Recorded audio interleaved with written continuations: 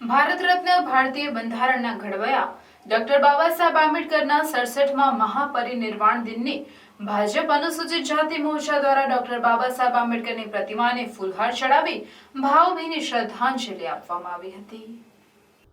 આમોદ નગરમાં મામલતદાર કચેરી અને તાલુકા પંચાયત કચેરી પાસે આવેલ ડોક્ટર બાબા સાહેબ આંબેડકરની પ્રતિમાને ધારાસભ્ય ડી.કે. સ્વામીની આગેવાનીમાં ભાજપાના હોદ્દેદારો, ચૂંટાયેલા પ્રતિનિધિઓ, આગેવાનો અને કાર્યકરોએ મોટી સંખ્યામાં ઉપસ્થિત રહી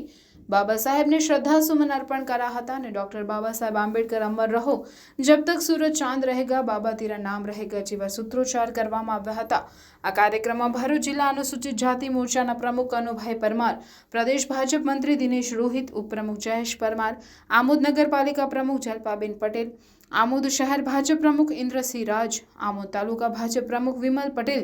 ખેતીવાડી બજાર સમિતિના ચેરમેન સુરેશભાઈ પટેલ, તાલુકા ભાજપ મોરચાના પ્રમુખ જયંતિભાઈ મારવાડી, કમલેશ મકવાણા, શહેર ભાજપના ઉપપ્રમુખ પ્રહલાદ સોલંકી સહિત વિવિધ મોરચાના હોદ્દેદારોએ બાબા સાહેબ આંબેડકરની પ્રતિમાને ફૂલહાર ચડાવી ભાવભીની શ્રદ્ધાંજલિ આપી હતી। ત્યારબાદ આમોદ સામૂહિક આરોગ્ય કેન્દ્ર ખાતે ધારાસભ્ય સહિતના ભાજપના હોદ્દેદારો